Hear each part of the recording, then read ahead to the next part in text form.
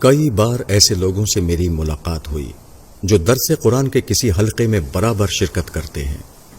میں نے ان سے ایک سوال کیا، وہ یہ کہ آپ جو درس قرآن سنتے ہیں اس سے آپ کو ٹیک اوے کیا ملا؟ میرے تجربے کے مطابق یہ لوگ متعین انداز میں بتا نہ سکے کہ ان حلقوں میں شرکت سے ان کو ٹیک اوے کیا ملا یا کیا ملتا ہے۔ ٹیک اوے کا مطلب ہے کسی کلام سے اخذ کردہ بات، a conclusion to be made based on presented facts or information۔ آپ کوئی کتاب پڑھیں یا کوئی تقریر سنیں اور اس سے آپ کو کوئی متعین بات نہ ملے تو آپ کا ذہن ایڈریس نہ ہوگا۔ آپ پڑھ کر یا سن کر بھی اس سے کوئی کارآمد بات اخذ نہ کر سکیں گے۔ جب ایسا ہوگا تو پڑھی ہوئی بات یا سنی ہوئی بات آپ کی شخصیت کا جز نہیں بنے گی۔ پڑھ کر یا سن کر بھی آپ ویسے ہی رہیں گے جیسا کہ سننے یا پڑھنے سے پہلے تھے۔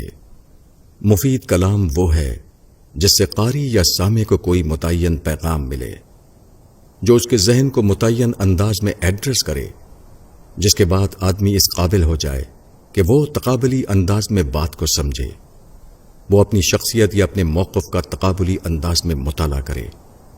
جو کلام آپ کے اندر یہ صفت پیدا کرے وہی کلام مفید کلام ہے، اور جو کلام آپ کے اندر یہ صفت پیدا نہ کرے وہ بظاہر الفاظ کا ایک مجموعہ ہو سکتا ہے لیکن وہ معنی کا خزانہ نہیں ہو سکتا۔ مثال کے طور پر آپ نے یہ آیت پڑھی، بسم اللہ الرحمن الرحیم، اللہ لا الہ الا هو الحی القیوم۔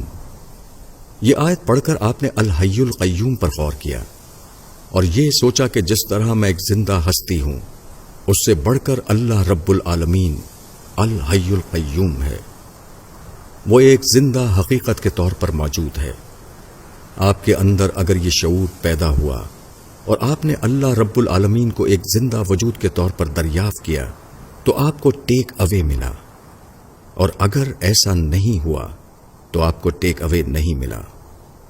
اسی طرح اسلام کی ایک تعلیم قرآن میں آئی ہے جس کا ترجمہ یہ ہے، اے ایمان والوں، اللہ کے لیے قائم رہنے والے اور انصاف کے ساتھ گواہی دینے والے بنو، اور کسی گروہ کی دشمنی تم کو اس پر نہ ابھارے کہ تم انصاف نہ کرو، انصاف کرو، یہی تقوی سے زیادہ قریب ہے، اور اللہ سے ڈرو، بے شک اللہ کو خبر ہے جو تم کرتے ہو۔ المائدہ۔ آپ نے اس آیت کو پڑھا، پھر آپ نے اس آیت کو اپنے اوپر منطبق کیا۔ تطبیقی مطالعہ یعنی اپلائیڈ اسٹڈی کر کے آپ نے یہ جاننے کی کوشش کی کہ کیا میں اپنے معاملے میں اس آیت پر عمل کر رہا ہوں۔ پھر آپ نے دریافت کیا کہ اس طرح کے معاملے میں میرا رویہ اس آیت کے مطابق نہیں ہے۔ اس کے بعد آپ نے فوراً اپنا بے لاگ محاسبہ کیا۔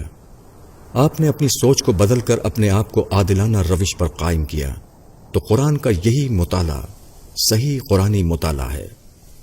اس کے برعکس اگر آپ ایسا کریں کہ قرآن کا مطالعہ فنی انداز میں کریں، قرآن کے لغوی اور نحوی مسائل کو حل کریں، تو آپ کو قرآن سے حل الفاظ کے سوا اور کچھ نہیں ملے گا۔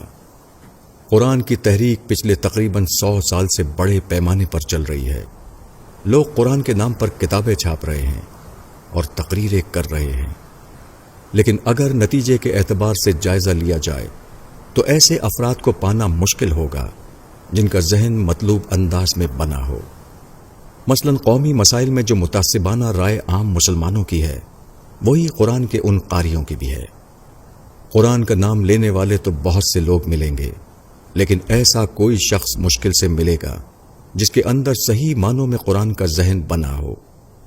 اس کا سبب یہ ہے کہ قرآن کے نام پر ہونے والی یہ تمام کوششیں غیر تطبیقی انداز یعنی ان اپلائیڈ وے میں کی جا رہی ہیں۔ اس بنا پر ایسا ہو رہا ہے کہ سننے یا پڑھنے والوں کا ذہن ایڈریس نہیں ہوتا۔ ایسے لوگوں کے لیے قرآن کا سننا یا پڑھنا بس قرآن کا قصیدہ بن کر رہ جانا ہے۔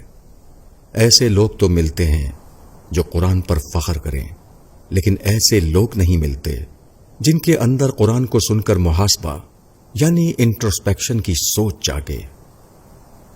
مولانا وحید الدین خان، الرسالہ، جون 2018۔